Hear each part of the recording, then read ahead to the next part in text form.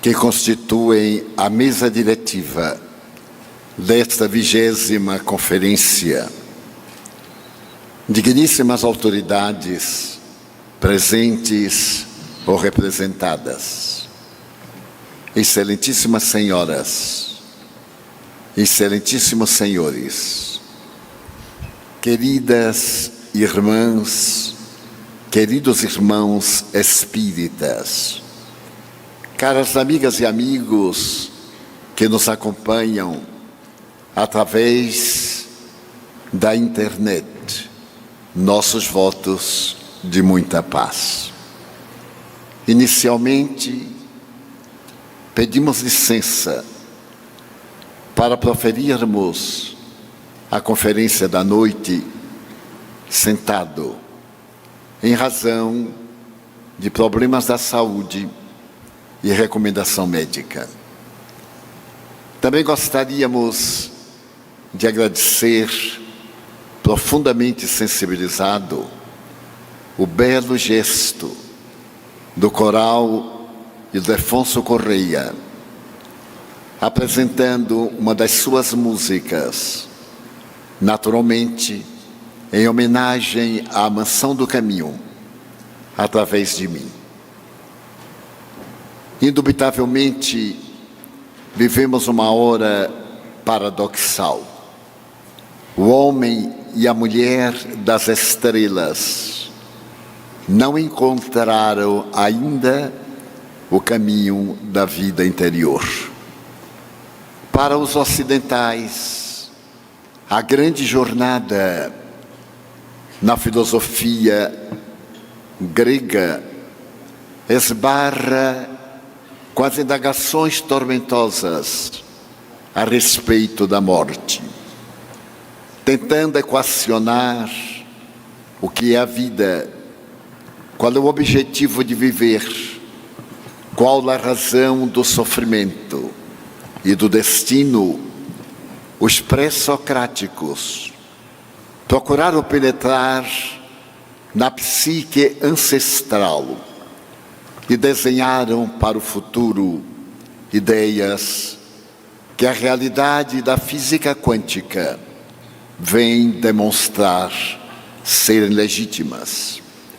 No entanto, o Bhagavad Gita, fazendo uma análise do homem sábio e da criatura habitual, assevera que, para o homem comum e a mulher contemporânea, tudo aquilo que nos parece ilusão, que se caracteriza pela expressão material, confundindo-nos e perturbando-nos, vão encontrar a sua resposta na visão do sábio, que no não material encontra a realidade do existir. E é bem provável que no Antigo Oriente a busca da interpretação do ser, do seu destino e da vida esteja guardada na simbologia do véu de Maya, a ilusão, através da qual nós pretendemos compreender a realidade da vida na objetivação das expressões ao nosso alcance. E esse véu de Maya, que confunde muitas vezes a ilusão com a aparente realidade, envolve-nos de tal maneira que de alguma forma também alcançou a filosofia grega pós-socrática, quando se estabeleceu que a finalidade mais bela da vida era encontrar a estética como sendo a manifestação filosófica mais fundamental para uma vida feliz. A estética, para Platão, era a representação do incognoscível, a visão do mundo das ideias, a não materialidade daquilo que nós temos a sensação e percebemos. Porquanto, a cada momento, essa forma de matéria experiencia mudanças inabordáveis, enquanto que a realidade do ser espiritual realiza somente a meta de encontrar a beleza no seu sentido mais profundo, a alegria perfeita de viver dentro de uma diretriz de equilíbrio moral. Já Aristóteles, examinando a mesma questão, estabelecia que a estética deve ser a razão que todos nós poderíamos buscar para poder entendermos a beleza, para fomentarmos o ideal de viver, para fruirmos da alegria e procurarmos libertar-nos daquelas paixões destrutivas, estabelecendo uma diretriz de segurança para que a nossa vida seja realmente trabalhada nesse senso de estesia, de realização plena. Mas logo depois, à medida que o pensamento se foi desdobrando na capacidade de melhor entender esse objetivo, escreve com muita propriedade a doutora e trabalhadora da doutrina espírita, Cristiane, apresentando no artigo fantástico o seu pensamento idealístico em nome da família Beira. Estabelece a doutora Cristiane que o ideal da beleza somente pode ter a sua realização plena se nós acrescentarmos a segunda fase do processo evolutivo do pensamento filosófico, a ética. Esse conjunto de valores que devem ser observados para o nosso trabalho de aprimoramento moral. A estética em nossa vida irá depender fundamentalmente da nossa ética.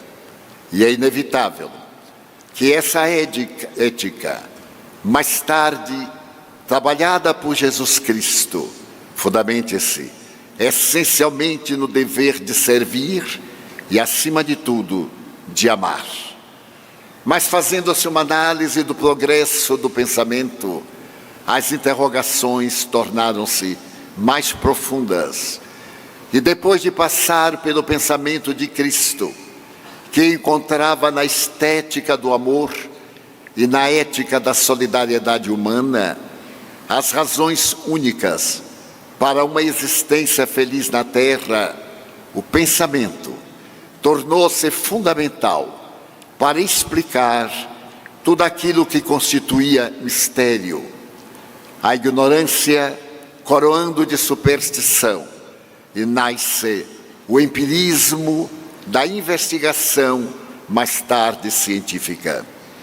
E a partir do século XVI, particularmente no século XVII, quando Lord Bacon e eminentes pensadores resolvem separar-se da tradição religiosa, tradição essa que se utilizou da ética para criar a sua teologia, de alguma forma castradora, para poder explicar aquilo que ignorava, apoiando-se de um lado em Aristóteles, logo depois em Santo Tomás de Aquino, e ademais na patrística. Naturalmente, chegou ao momento da intolerância, do poder transitório do mundo, pervertendo as lições sublimes da ética de Cristo e deixando de ser uma mensagem caracterizada por perseguidos para tornar-se uma mensagem celebrada pelos perseguidores. Era necessário que as teses que se encontravam embutidas no Velho Testamento, de caráter científico, revelando a grandeza do universo na mesquinhez da visão terrestre, do geocentrismo e das leis, todas elas de qualidade discutível, encontrassem o repúdio do pensamento.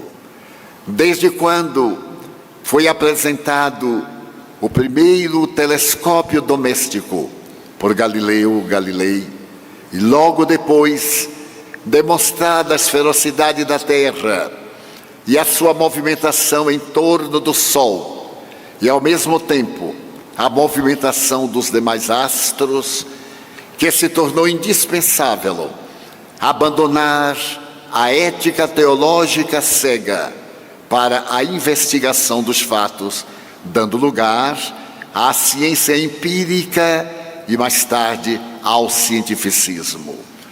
Nós vamos encontrar aí a grande cisão entre ciência e religião.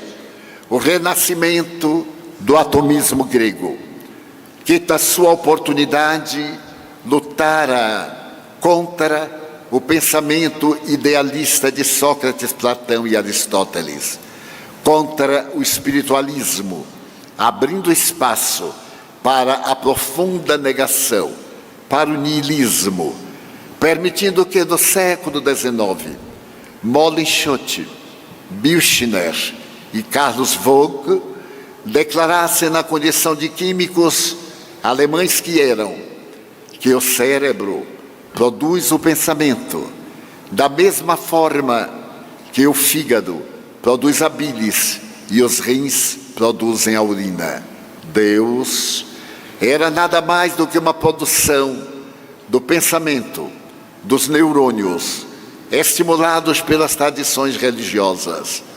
Aceitasse a possibilidade de um Criador, que retirara do nada o tudo, era nada mais do que dignificar-se pela ignorância.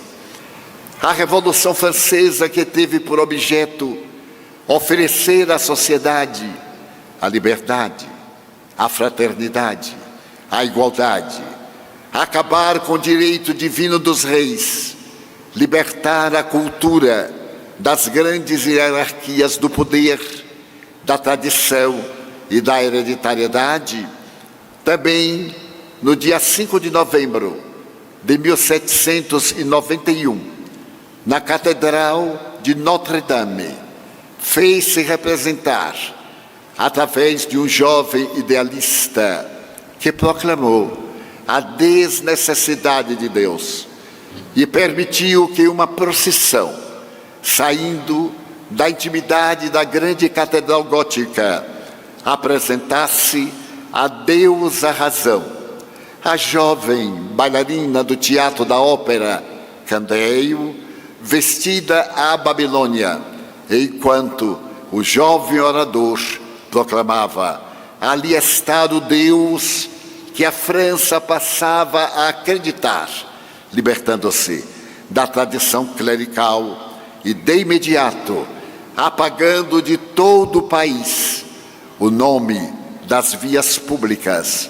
das ruas e praças, que estavam vinculados ao pensamento religioso da época, para dar-lhes uma nomenclatura, toda ela derivada da Revolução Libertadora. É nesse período, um pouco depois, que nós vamos ter a oportunidade de ver proclamados os direitos do homem, e logo depois os direitos da mulher, até hoje desrespeitados. A jovem Madame Roland, que viera do interior da França para poder contribuir com o engrandecimento da vida e a dignificação da mulher, é levada à arma de José Guillotin, e quando fita a multidão desvairada dos esfaimados de Paris, ela grita lamentosamente: ó liberdade, liberdade! Quantos crimes se cometem em teu nome. Era então o período do terror, a loucura daqueles que haviam tomado o poder, falhando nos ideais de liberdade de Robespierre, de Danton e de outros psicopatas que tiveram a sua vida ceifada, como no caso de Marat, que, necessitando de estar sempre em banhos térmicos, foi assassinado por uma jovem idealista que irá abrir o espaço para uma visão mais branda e mais triste da Revolução triunfante. Ouvem-se, então, as palavras governamentais de um jovem que vem trazer o ideal de libertação e de engrandecimento da França. Nascido na Córcega, ele compreende que tem uma missão na terra: unir os países como estados moloques, tendo como capital Paris. E surgem as primeiras batalhas napoleônicas. E para poder governar com sabedoria, firma a segunda concordata com o Vaticano, no ano de 1802, para no dia 2 de dezembro de 1804, diante de 15 mil pessoas, na mesma Catedral de Notre-Dame, enquanto um coro de 200 vozes canta pompa e, ao mesmo tempo, exalta a realidade do novo imperador, Napoleão Bonaparte utiliza-se da circunstância e da pompa para tornar-se o novo imperador da França, restaurando de algum modo aquilo que a Revolução viera a destruir.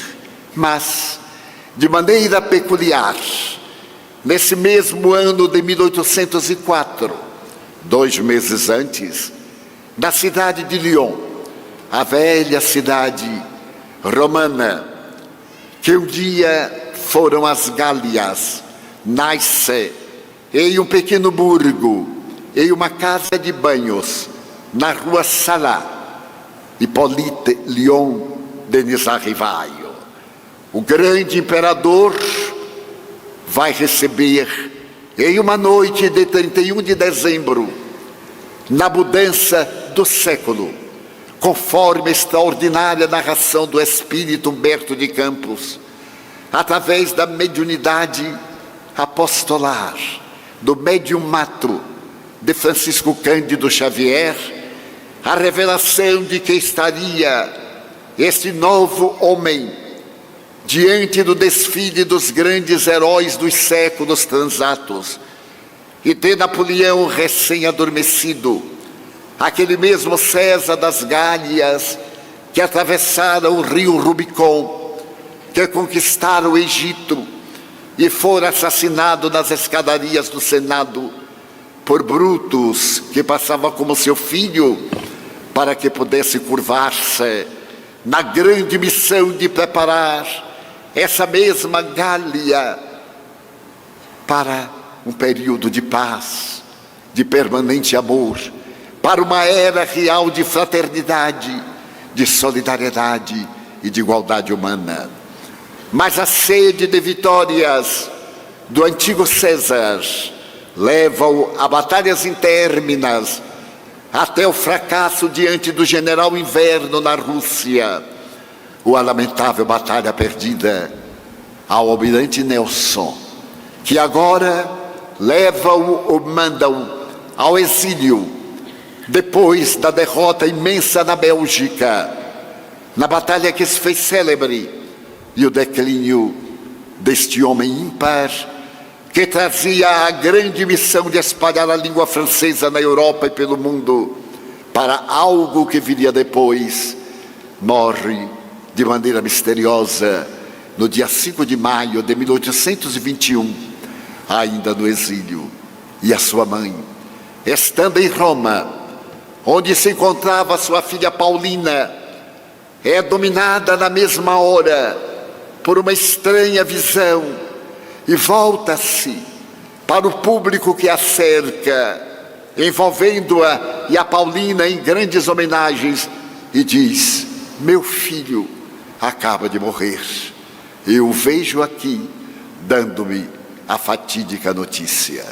É que, logo depois, os imortais que são responsáveis pelo destino do planeta são enviados à Terra como um exército cuja arma é o amor, cujos instrumentos de combate são a ternura, a compaixão, a caridade, aureolados pelo conhecimento do destino do homem, da sua origem, de como viver para melhor enfrentar as vicissitudes que vai semeando pela estrada das múltiplas reencarnações.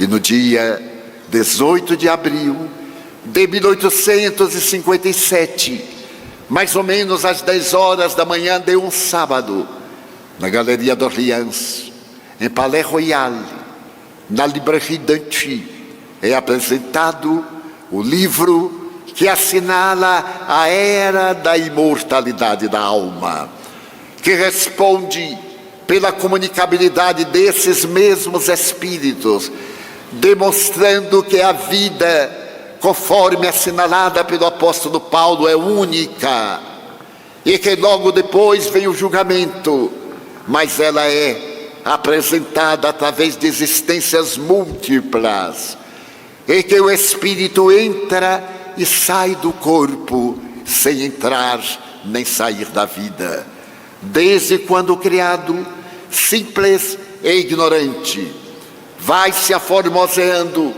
vai fazendo que o seu Deus interno, o pensamento divino, aquelas vibrações que um dia desceram a essa parte retirada da nebulosa de gases incandescentes, como assevera com muita propriedade Emmanuel, o mesmo admirável mentor do venerando apóstolo da mediunidade Chico Xavier. E esses fascículos de luz que caem sobre essa nebulosa de gases incandescentes irão dar origem à vida sob todos os seus aspectos considerados, desde as partículas unicelulares na intimidade das águas profundas, até a complexidade grandiosa do ser humano com os seus 300 bilhões de manifestações celulares. Exalta-se essa doutrina filosófica para explicar a razão do destino e o porquê as criaturas humanas encontram-se na Terra. Fala da grandeza de Deus que liberta-o do ancestral antropomorfismo, apenas por causa de uma pergunta mal formulada. Até aquele momento, antes do professor Rivaio, agora utilizando-se do pseudônimo de Allan Kardec, em homenagem a uma existência que houvera tido no período de César, um século antes de Cristo, ali mesmo naquelas Gálias, no período de Vercingetorix, quando for um sacerdote druida, de nome Allan Kardec, vegetariano, reencarnacionista, o emérito professor Rivaio, evocando pela revelação do Espírito Zéfiro, essa vida de quase 19 séculos antes, adota o pseudônimo grandioso em homenagem àquelas experiências gloriosas de Allan Kardec e apaga o seu nome honorável de eminente poliglota, de haver escrito um tratado para as experiências normativas dos exames da Sorbonne, por haver publicado uma obra estudando a conjugação dos verbos irregulares francesas, os mais irregulares das línguas neolatinas, por causa dos seus estudos através da matemática e de haver trazido para a França o método educacional pestalozziano. Ele abandona todos esses títulos honrosos e apaga-se ou ilumina-se no pseudônimo de Allan Kardec. E a doutrina que traz, que ele tem a coragem de dizer que não é sua, tem a sua marca inconfundível da sabedoria, da filosofia profunda e do espírito de ciência que o caracteriza. Graças a esses títulos de nobreza, ele faz corretamente a pergunta que é de número 1 na obra referida a respeito de Deus. Antes, perguntava-se quem é Deus, e na partícula quem estava embutida a própria resposta: que homem é Deus? E ele, por falar a língua franqueza com maestria, faz a pergunta de uma maneira ímpar: qu'est-ce que Dieu? Que é Deus? Que coisa é Deus? Que é Deus? E as entidades venerandas respondem a respeito do absoluto de uma maneira igualmente absoluta, porque não se pode conter o infinito numa série de palavras. Não se pode definir, como diria Siddhartha Gautama, o Buda, o indefinível. E os espíritos redarguem: é a inteligência máxima do universo e a causa primeira de todas as coisas. E sem estar convencido dessa resposta lapidar, volve a interrogação: era um filósofo, e que provas se tem da existência de Deus? E essas mesmas entidades, que são as administradoras da terra, da vida, que mergulham no corpo e dele se libertam, qual está ocorrendo conosco, que logo mais deixaremos a carcaça material voltando à pátria. Que prova se tem da existência de Deus? Repitamos. E a resposta, em um axioma que aplicais às vossas ciências: todo efeito provém de uma causa. Estávamos aí diante da física newtoniana, que conseguimos concluir: se o efeito é inteligente, é claro que a causa é inteligente. E quando mais tarde, a partir de 1872, o eminente sábio inglês William Crookes apresenta a descoberta dos raios catódicos, a física vai se libertando da tradição newtoniana e culmina naquele momento quando, na Universidade da Sorbonne, a premiada Nobel em Física, ao lado do seu marido, agora desencarnado, Pierre e Maria Curie, percebe uma certa luminosidade em um vaso de porcelana, resultado de um trabalho hercúleo, porque tomava de toneladas e toneladas de pecblenda para derretê-las em tachos metálicos, com achas de lenha colocadas ao fogo, que procurava fazer que esse metal bruto se diluísse e se consumisse, até transformar-se numa radiação luminosa que a fascina, tendo agora descoberto exatamente a radiação. As suas mãos estavam avermelhadas, com bolhas profundas, que era o resultado da radiação, daquela matéria que se convertia em energia e iria proporcionar ao extraordinário Albert Einstein a formulação da teoria da relatividade do tempo e do espaço, apresentando o seu primeiro rascunho no ano de 1905, E igual a mc2.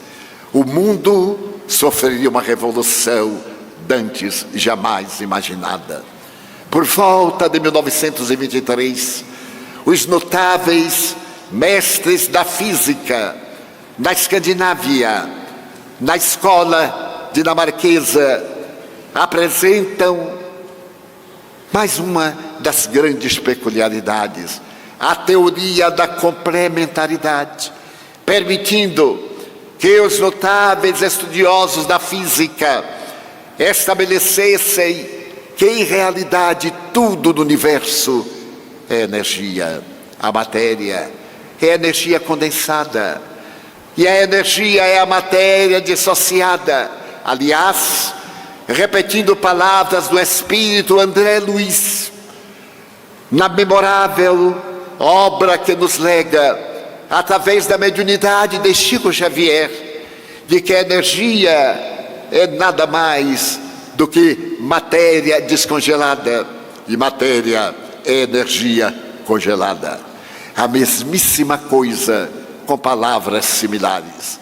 O Espiritismo está marchando ao lado da ciência, e à medida que o progresso se estabelece na Terra, essa ciência que é o Espiritismo está à frente, como diz o codificador, porque a ciência convencional estuda os efeitos e o Espiritismo remonta às causas.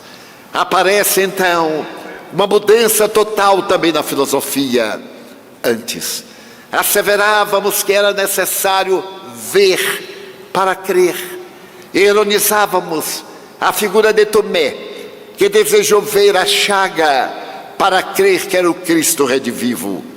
Agora, é necessário crer para ver, como aconteceu com o eminente físico inglês Regis, que há 61 anos concebeu uma micropartícula que vai além do quark e de outras, e que somente poderia ser demonstrada através de equações matemáticas.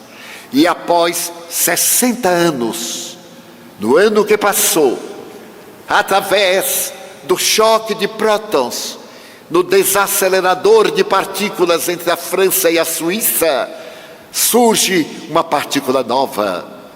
E essa partícula nova revolucionária recebe o nome do matemático que a concebeu 6 décadas antes, o bóson de Higgs. Em outras palavras, um grande número de físicos quânticos assevera tratar-se da partícula de Deus, confirmando a teoria de um notável geneticista americano, o Dr. Hammer, que teve a ocasião de declarar em 2007 que a criatura humana carrega uma partícula de DNA, que é denominada a partícula de Deus. Todas as criaturas humanas nascem trazendo esta partícula de Deus através dos cromossomas, e entre aquelas 35 mil moléculas, conforme abordamos aqui há 3 anos, era nada mais do que a realidade de um ser humano, cuja diferença para um rato era de apenas 300 moléculas. O que me fez na época imaginar que estava muito bem explicado no que acontecia em determinados políticos brasileiros. Faltavam-lhes 300 moléculas. Aparentemente era um ser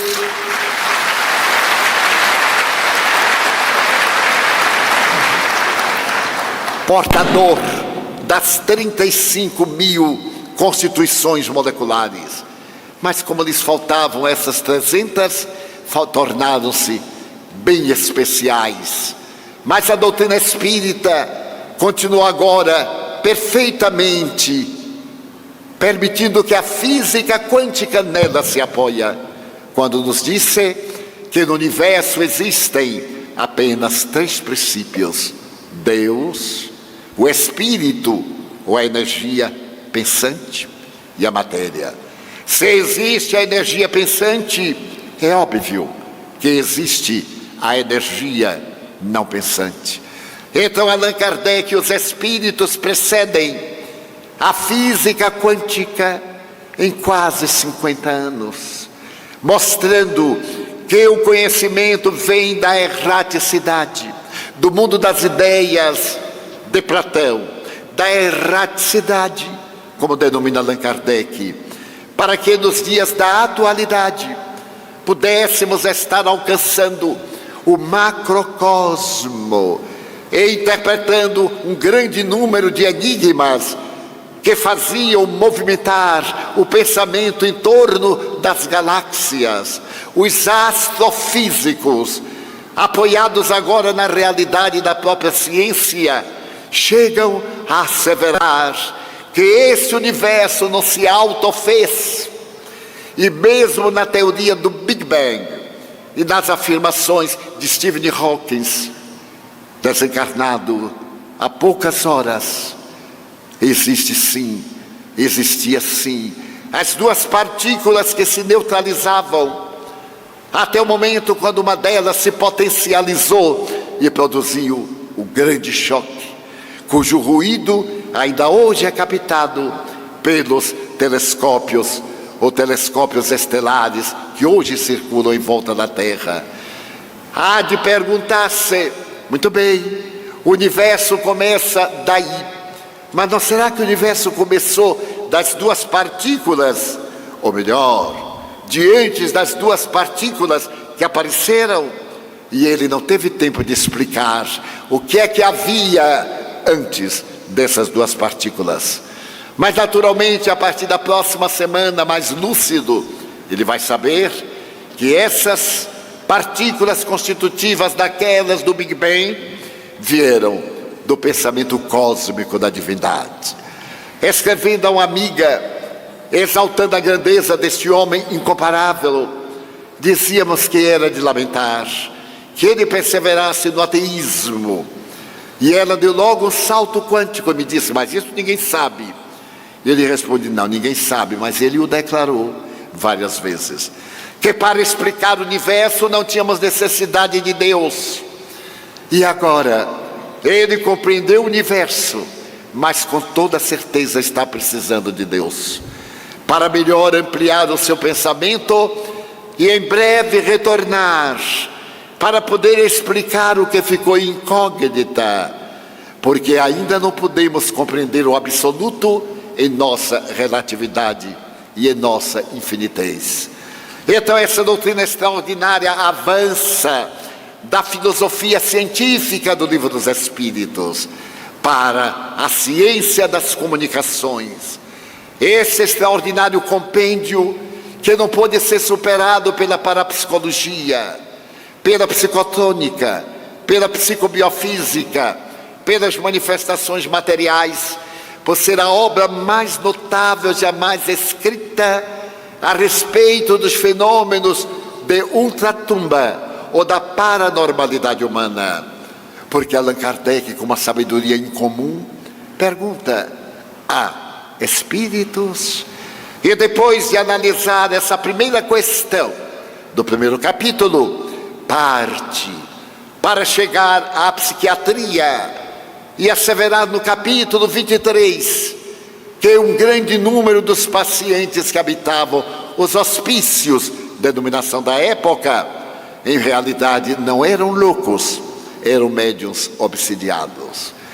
E a palavra luminosa do codificador e as revelações agora científicas a respeito da mediunidade convidam-nos a reflexões profundas em torno da complexidade da criatura humana.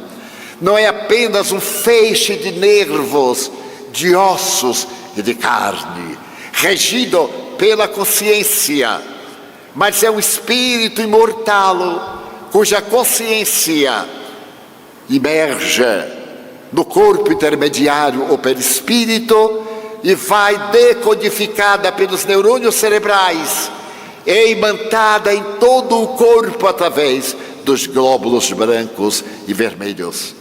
É fascinante, então, esta ciência da mediunidade, convidar-nos a compreender em profundidade a razão da vida e as infinitas possibilidades de que dispõe o ser humano.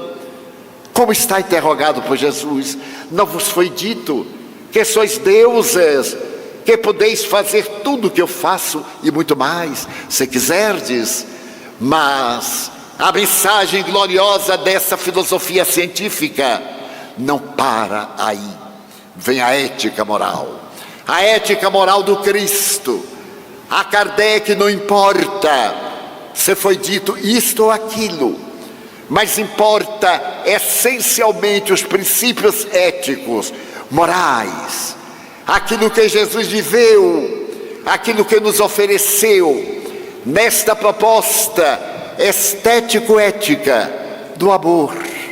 O amor a Deus acima de todas as coisas e ao próximo como a si mesmo.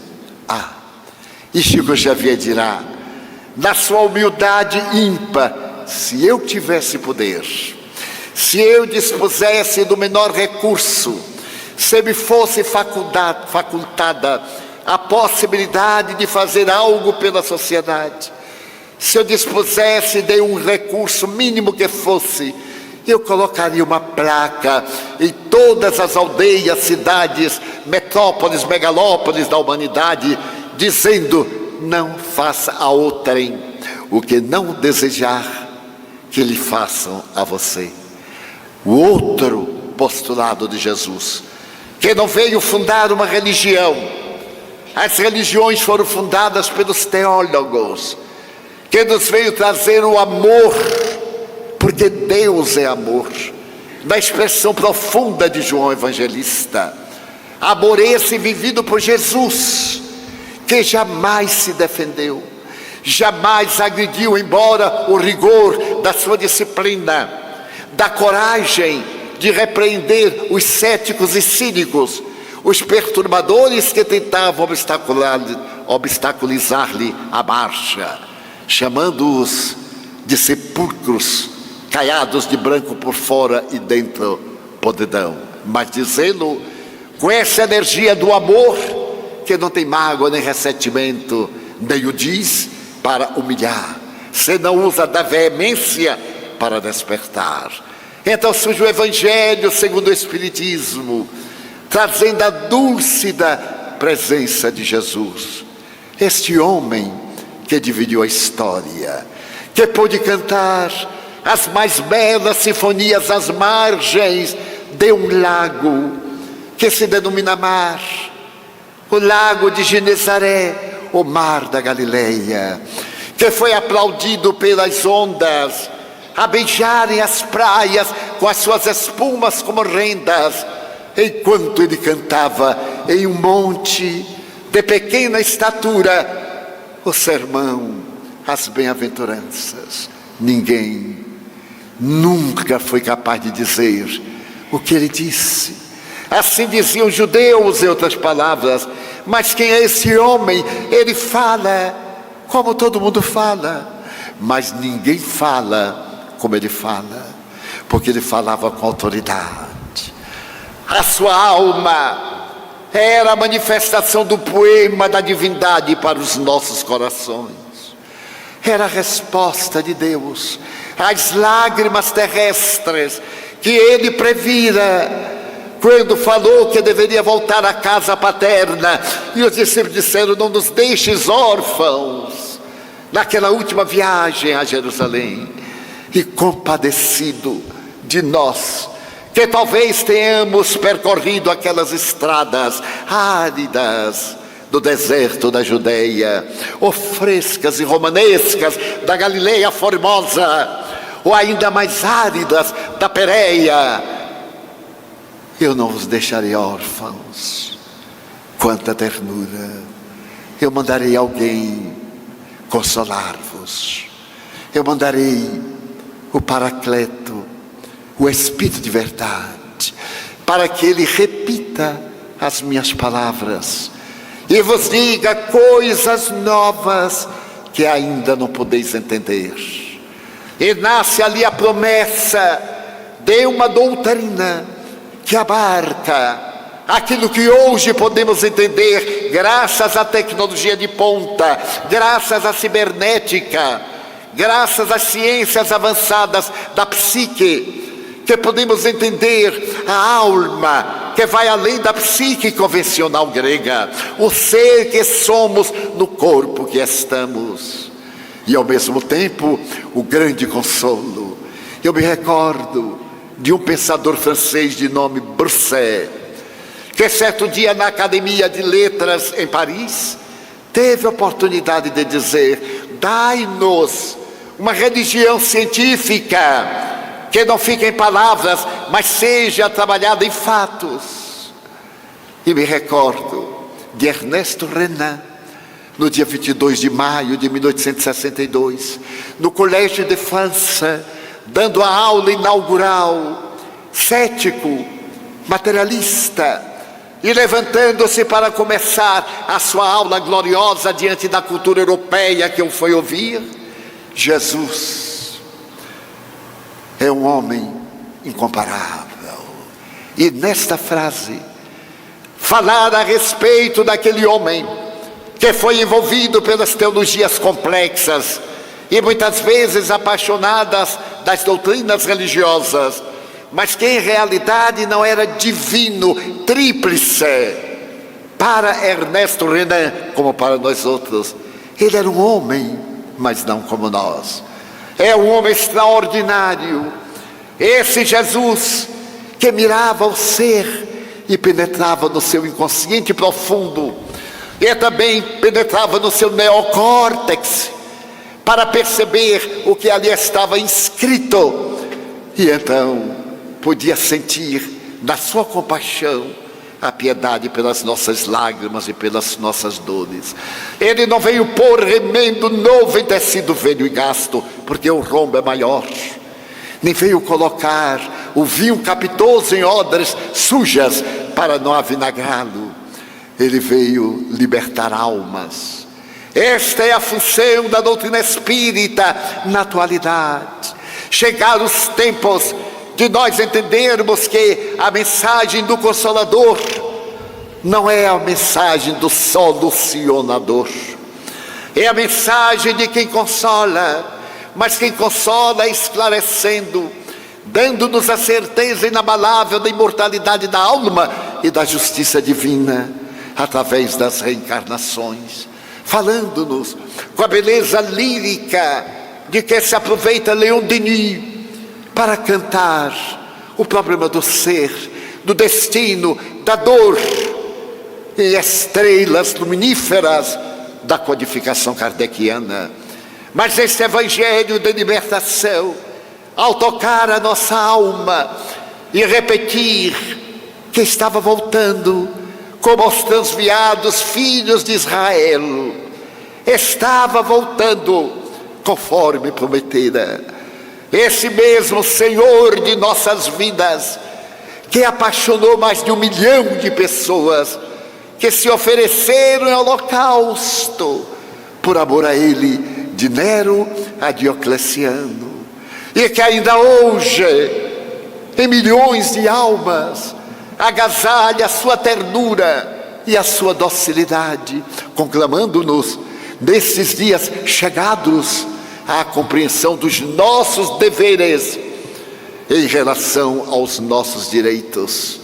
Sempre nos arvoremos a proclamar os direitos, sem nos preocuparmos com os deveres, dos quais defluem aqueles primeiros. E então são chegados os tempos de podermos entender que a nossa realidade na vida tem uma característica psicológica definida por Viktor Frankl, afirmada por Milton Erickson, ou também definida pelo notável psiquiatra suíço, que tanto nos fala docemente ao coração. É necessário que compreendamos que esses arquétipos, que hoje ainda servem de bengala para a nossa sombra, as nossas más inclinações, vão encontrar no pensamento junguiano esta asseveração: Jesus atingiu o estado luminoso, o estado de luz, e Jesus disse: eu sou a luz do mundo. E também nos deu a oportunidade de ser essa luz do mundo, porque Ele está em nós, através do inefável amor com que nos envolve. Vivemos numa sociedade de 7 bilhões, 250 milhões de criaturas, quase todas solitárias, porque esquecemos a solidariedade, esquecemos de conjugar o verbo amar, que substituímos por aquele outro parecido, mas dantesco, armar. E é por isso que, nesses dias chegados, a solidão, a angústia, a violência nos devoram. Mas não são dias maus, porque nunca houve na terra, em época nenhuma, tanto amor como hoje. Quando se amou tanto aos animais e às plantas. É verdade que o desrespeito ao ser humano atinge uma estatística alarmante, mas também é verdade que a abnegação de centenas de milhares de pessoas no anonimato, que servem, que amam, que se sacrificam, de mães que estão no holocausto das mãos de filhos ingratos, de pais masculinos que têm a alma crucificada no sacrifício para honrarem a família modesta, de esposas dedicadas e fiéis, de maridos dignos e honoráveis, que suportam a traição de um momento infeliz de outrem, de jovens que se estão entregando à doação de si mesmos pela causa do Cristo. São chegados os dias em que a ética do Evangelho tomará conta de nós, e iremos viver a tese de Aristóteles: quando duas pessoas se amam, é um espírito em dois corpos, não haverá mais dissensão, porque Kardec teve o cuidado de estabelecer que o céu e o inferno estão dentro de nós. São estados de consciência agora afirmados pelo Papa Francisco. O inferno não tem fogo de labaredas, não existe o inferno, não existe o céu, geograficamente como era definido, cá embaixo, lá em cima. Também não existe Adão, esse arquétipo da palavra hebraica que significa terra, barro, criados do barro, do chão, das moléculas constituídas pelas aglutinações das micropartículas dos átomos, formando a nossa aparência transitória, regida pela consciência do Espírito que somos, no corpo em que estamos. E o céu e o inferno vêm alargar os horizontes da comunicação entre aqueles da indumentária terrestre e aqueles que se libertaram do escafandro pesado para a atmosfera material. Toda a sua história é um poema de beleza, para poder culminar em a Gênese, nas páginas douradas da Gênese, esse livro inigualável de ciência, de abandono das superstições, e que fala da era que está chegando, que nos fala da grande transição planetária, que nos fala do amor no sentido mais elevado, e que nos apresenta que essa velha, errada, equivocada geração vai dar lugar a uma geração nova. E eu a vejo aqui em vós, no sorriso da juventude, que ao invés de estar divertindo-se agora, está aqui reflexionando-se conosco, das pessoas que atingiram a idade madura e agora desejam entender o porquê da vida, para aproveitar os últimos dias e preparar-se para a jornada fatal da imortalidade. Na senectude que sonha com o amor, a senectude abandonada pela ingratidão de filhos irresponsáveis, mas que ainda sabe sonhar, ainda sabe ler, ainda sabe crer, ainda sabe amar. Então aqui estáis, vós, na colocação notável dos irmãos do arco-íris, conforme nos disse um dia Chico Xavier. Era tão criança, 4 anos de idade, e chorava, e via em volta, sobre a sua casa modesta, aquele arco-íris. E um dia ele perguntou: quem sois? Porque esse arco-íris? E ele viu centenas de rostos, eram os espíritos. E quando a sua mãezinha desencarnava, dizendo-lhe que ia fazer uma viagem, mas voltava, ele perguntou: mas com quem ficarei? E ela docemente disse: com seus irmãos do arco-íris, que o nosso Raul também apresentou. E então ele teve a oportunidade de dizer, naquela noite em que Uberaba me dava o título de cidadão: vós Sois os meus irmãos, os irmãos do arco-íris, que viestes para ajudar-me na tarefa de divulgar a doutrina de Jesus. Sois vós. Aproveitai a luz que brilha em vosso mundo íntimo e sede as marcas luminíferas como pegadas em um mundo de tormentos momentâneos, apontando o rumo de segurança do reino dos céus.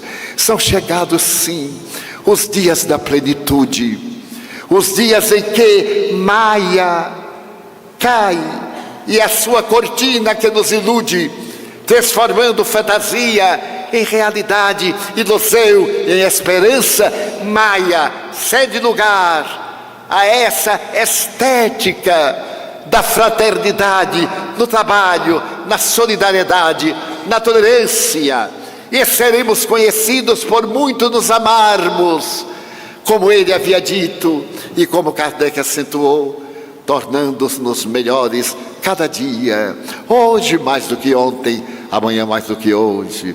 Sois então esse arco-íris luminífero, construindo a humanidade de amanhã.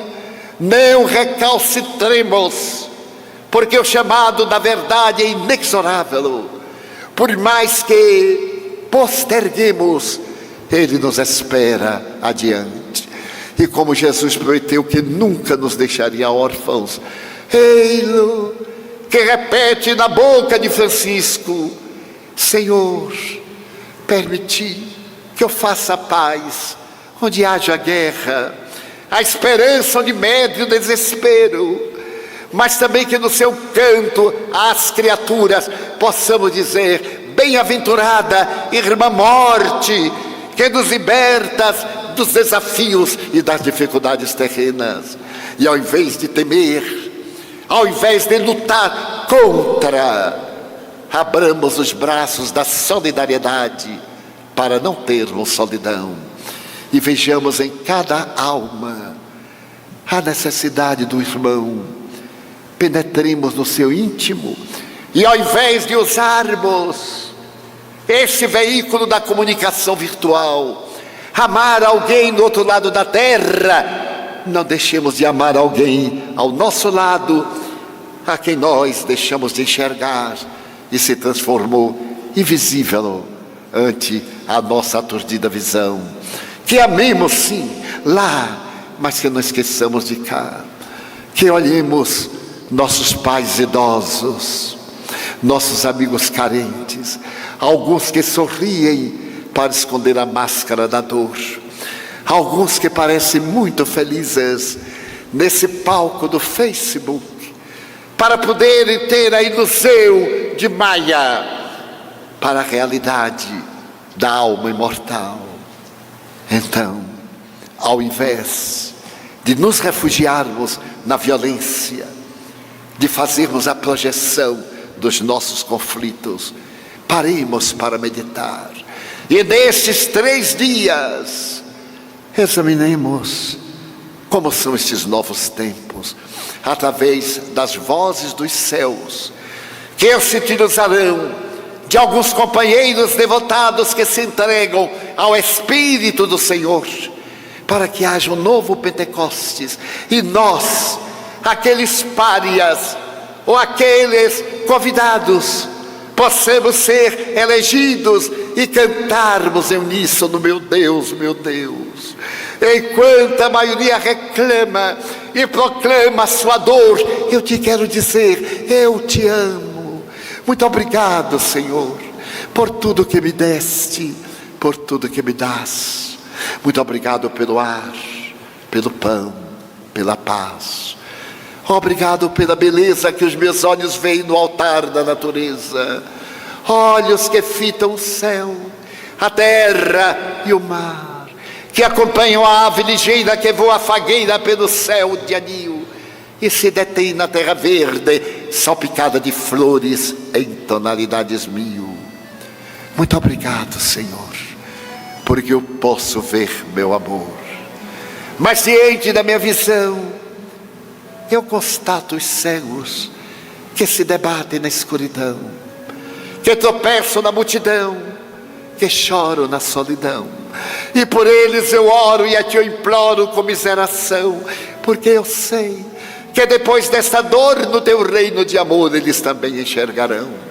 Muito obrigado, Senhor, pelos ouvidos meus, que me foram doados por Deus, ouvidos que ouvem a música do povo que desce do morro na praça cantar, a melodia dos imortais, que ouvimos uma vez e não esquecemos nunca mais.